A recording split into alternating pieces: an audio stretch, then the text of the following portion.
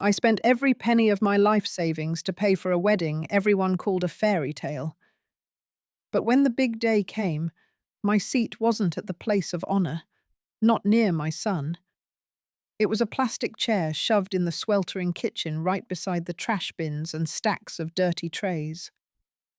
I listened to the laughter, the clinking glasses, the music echoing from outside, while in front of me sat a plate of cold food and the stench of grease rising thick in the air. My son never once turned his head toward me, and the bride, she smiled triumphant as if she had won. They thought I would sit still, that I would swallow the humiliation in silence. But one night later, it was my own hands that turned that glittering dream banquet into ashes. Watch what I did next. The kitchen door slammed shut behind me, leaving the clatter of metal and the smell of grease clinging to the chiffon dress I had carefully ironed that morning. Harsh fluorescent light spilled across the steel counters, reflecting off a faded plastic folding chair wedged beside the trash bin. Wheels of a cart rattled unevenly, screeching each time someone shoved it past. Every time the door swung open, a golden slice of the other world spilled in violins, trembling crystal glasses, clinking chandeliers, dripping honey over tuxedoed shoulders, then snapped shut again, leaving me swallowed in the heat of the kitchen. I had paid for everything glittering out there. I knew the floral palette because I chose it. I knew the fairy lights because I signed the line additional lighting equipment in wedding final reel.xlsx. I knew the program by heart, every italicized segment. Welcome toast, first dance cake cutting. And yet here I was, shoved next to a stack of dirty dishes, handed a plastic cup with someone else's lipstick stain, and a plate of cold congealed chicken. I had imagined this day so differently, me at the front table. My son glancing toward me, nodding softly. Thank you, Mum. Instead, the MC stretched out cheers to praise the bride's family. The band shifted keys. Applause filled the hall. My name never spoken. A planner once told me with a razor-thin smile, "We need to keep everything elevated." Elevated meant perfect in photos. Elevated meant cutting out what didn't fit the aesthetic. Tonight, what didn't fit was me. The air was thick with burnt butter and lemon-scented floor cleaner. A cook shouted hot as a tray swung past. Pans screeched against metal. I poked my fork into the chicken metal against porcelain, clanging dry, and dropped it again. The light bleached my skin pale like paper erased too many times. I looked at my hands, calloused from gloves too tight. Joints swollen after decades of night shifts in the Dayton ER. I remembered running half a mile through snow with Daniel in my arms when the car broke down. I remembered a week of instant noodles so I could buy him a winter coat. I remembered Black Friday standing in line for hours to get the shoes he loved at half price. FAFSA. Forms prom tux, installments the bursar's office fee I covered when he missed a deadline. And tonight, the hem of my thrift store dress, altered by hand, hoping for once in my life I might look like I belonged in the front row. At the rehearsal dinner, they had seated me near the kitchen door for convenience.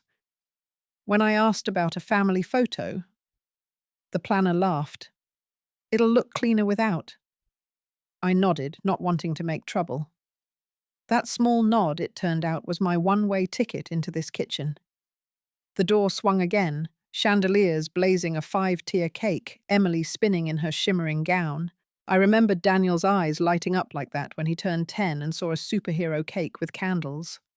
Back then, he hugged me so hard I almost fell. Tonight, he stood beneath the chandeliers beside his new in-laws, as though he had always belonged there, and never once turned toward the kitchen. A waitress set down a tray of empty glasses. Hesitated, whispered, "I'm sorry." I nodded. The apology didn't ease the sting, but it reminded me I wasn't imagining this. This wasn't a temporary arrangement. This was deliberate. They wanted a flawless picture untouched by the smell of burnt grease, the wrinkles on my hands, the heartbeat of the woman who had paid for it all. The MC raised his glass again.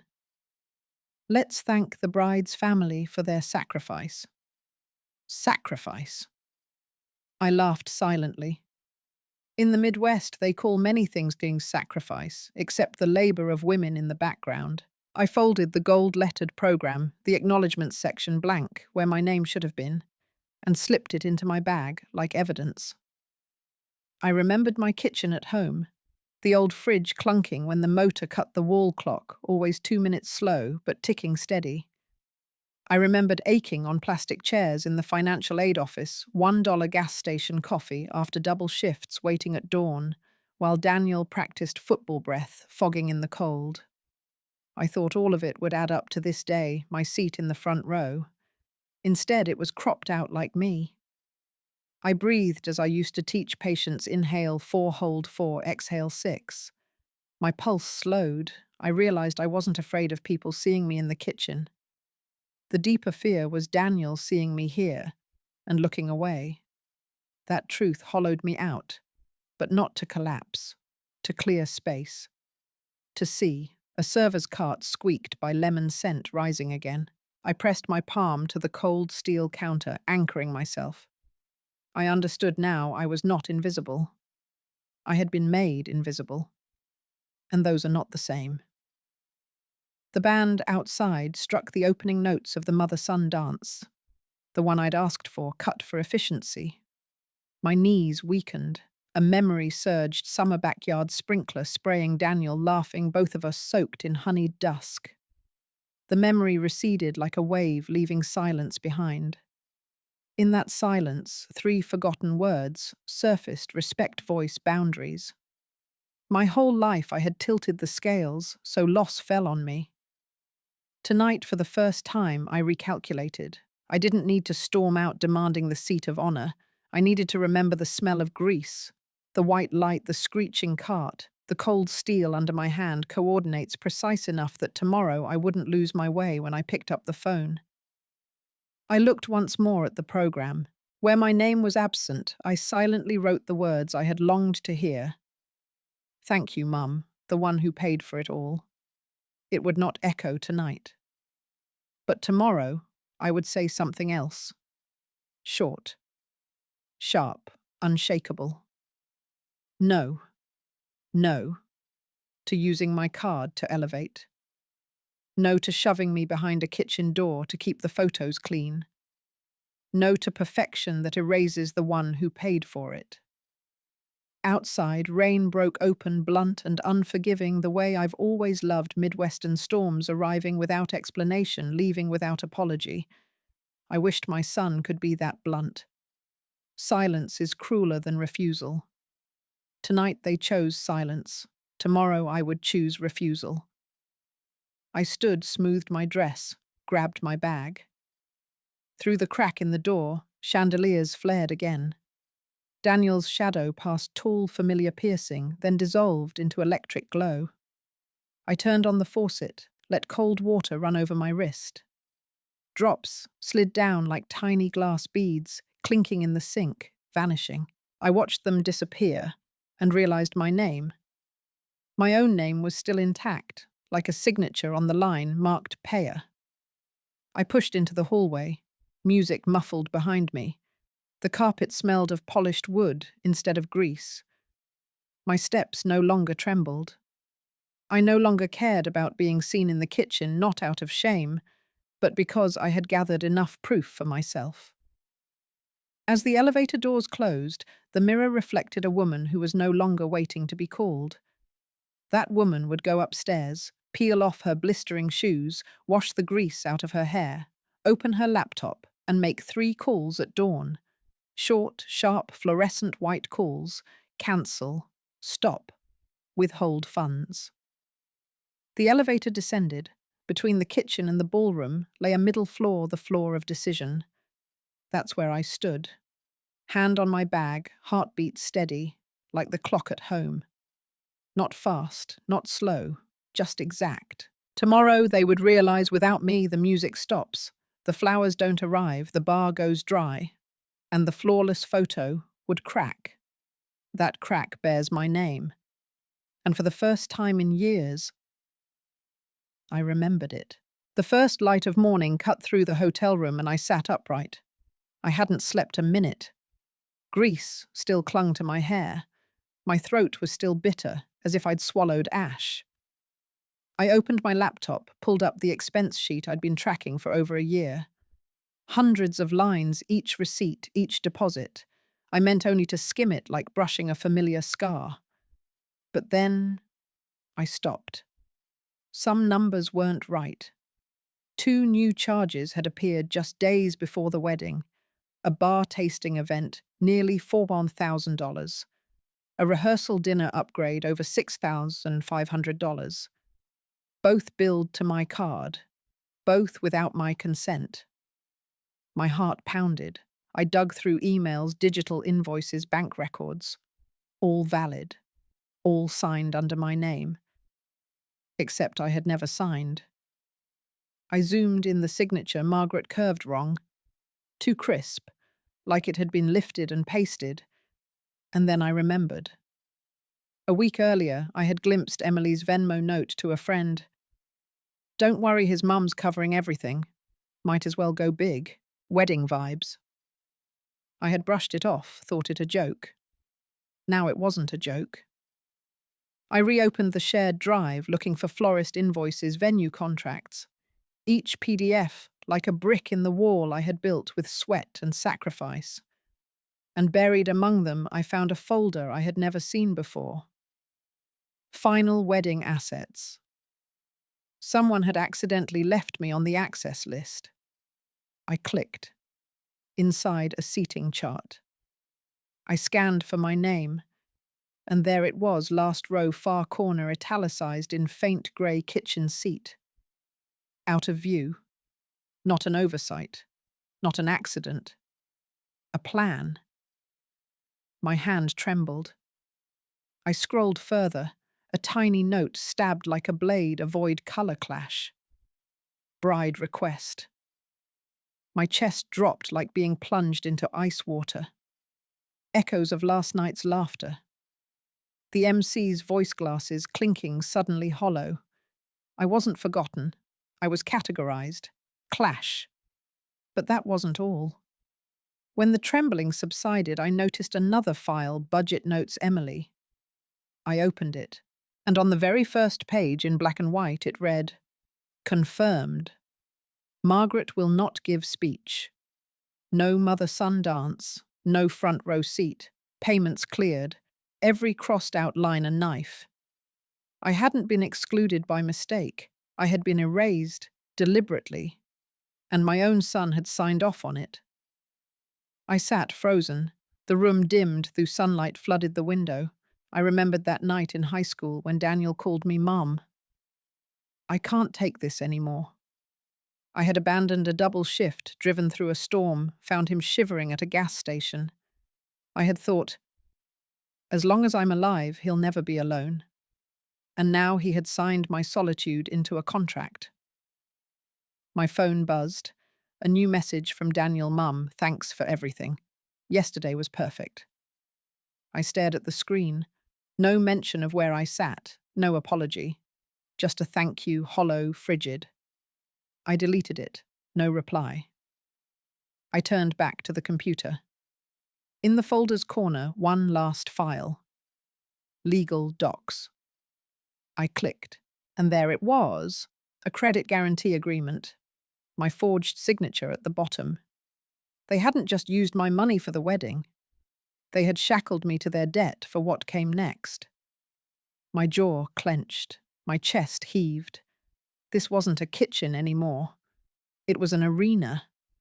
I had 2 choices: remain the shadow they wanted, silent, invisible, or strike back. And in that moment, I knew everything they had buried I would unearth. Because truth always finds a way into the light.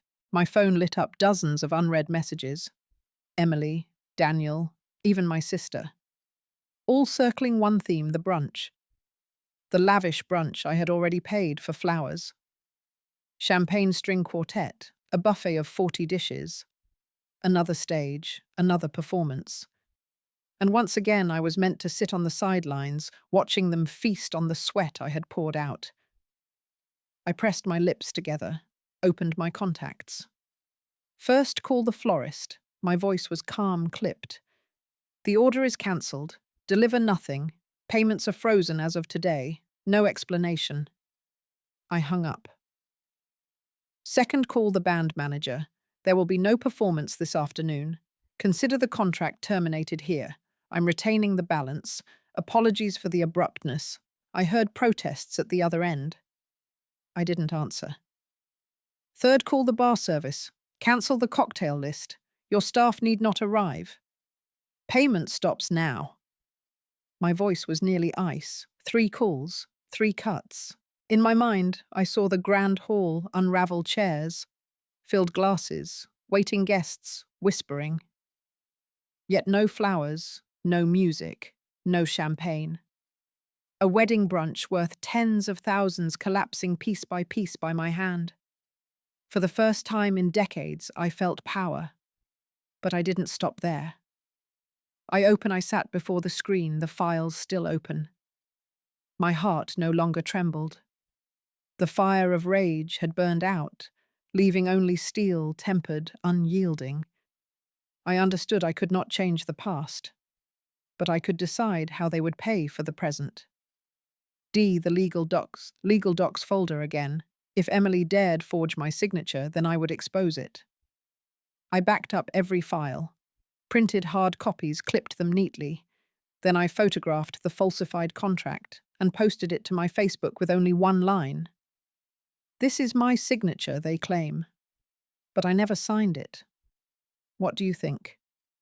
No tags, no names, but everyone understood. Within minutes, comments poured in shock, outrage, support. Old colleagues, neighbours, friends from years past. A chorus of indignation rose not because I explained, but because the truth was now visible. By noon, I drove to the brunch venue, parked a block away, walked slowly. Through the glass, I saw chaos, empty tables, guests whispering, staff scrambling, Emily in the centre, pale phone pressed to her ear, snapping orders, Daniel circling, trying to reassure. But without flowers, without music, without wine, the entire illusion collapsed. I pushed the door open. Silence fell for one sharp second, Daniel's eyes lit with desperate hope. Mum. There must be some mistake. They said the payments were cancelled. I cut him off. No mistake. I was the one who cancelled. The room stilled. Emily spun around, lips trembling. How could you do this? This was our special day. I let a thin smile curve each word, landing like stone. Special, you hid me in the kitchen like a shadow. You drained my savings as if it were endless. You forged my signature to bind me to debt. And now you ask why? Because I will no longer let anyone step on me. A wave of whispers rippled.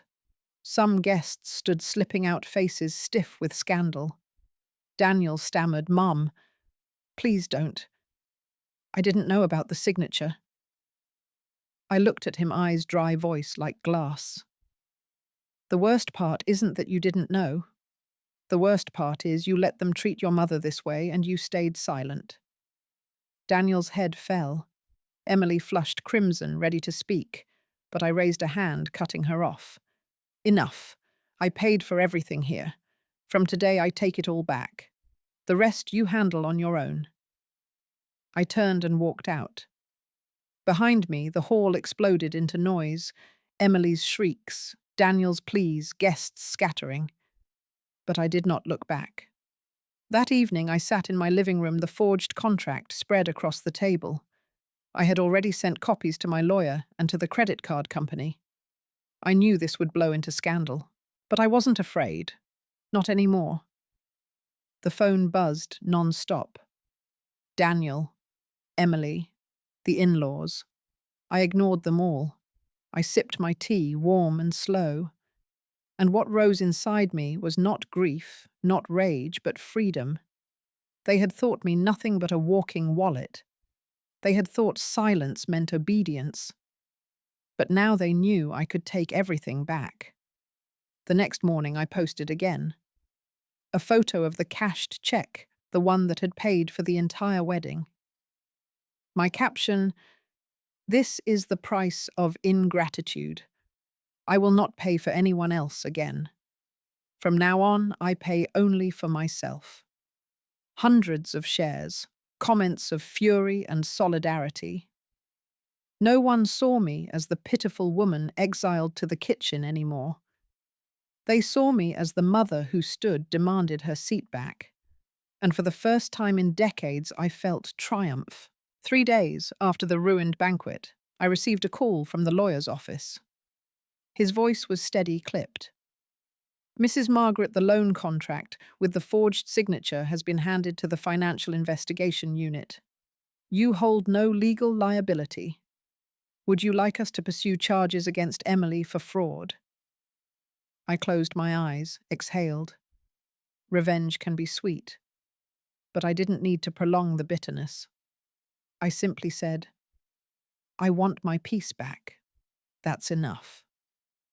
The next day, the local paper ran a headline, "$1 million Wedding Shuts Down Midway Amid Financial Dispute. Bride Faces Forgery Allegations." The town buzzed. Emily vanished from social media. Daniel no longer smiled in his tuxedo. Instead, he appeared hollow, gaunt. I didn't rejoice at my son's collapse. But neither did I pity him. This was his lesson: silence in the face of injustice is guilt in itself. Friends and old colleagues began sending messages. Some praised my courage. Others confessed how their own families had used them, pushed them aside. For the first time, I realized I wasn't alone. There were thousands of mothers, fathers who had lived their entire lives erased into silence, treated like shadows. And when I spoke up, they found their voices too. One afternoon, I stood in my garden pruning roses I had long neglected. Sunlight fell across my silver hair. The breeze carried a perfume of petals. It had been so long since my heart felt this quiet. No regret, no bitterness. Just the calm of someone who had finally chosen herself. Daniel texted me, "Mum, I'm sorry, I was wrong, but I don't know where to begin." My hand trembled slightly as I read, and then I turned the phone off. Forgiveness is a choice. But my freedom now was not being forced to answer, not having to prove anything anymore. I didn't need to wear the costume of the self-sacrificing mother forever. I only needed to be Margaret, a woman who knew her own worth. That night, I uncorked an old bottle of wine I had saved for special occasions. I poured a glass. I raised it to myself, to freedom, to courage, to today. The red rippled in the glass, the taste sharp and sweet on my tongue, sealing a new beginning. Later, I wrote a small note and stuck it on my bedroom mirror. "You are not just a wallet. You are not a shadow. You deserve a seat at the table, not in the kitchen." My story didn't end with music or blessings. It ended with silence and strength. I was no longer the mother pushed behind the kitchen door. I was the woman who reclaimed her voice, who dared to unplug an entire wedding banquet just to remind the world no one erases me. If you're hearing this story, remember you can stand too. You can choose yourself. You can flip the board, no matter how long others have played you as a pawn. Don't let anyone script your role in the story of your life. Pick up the pen yourself. Subscribe and share your own story in the comments. Your voice matters.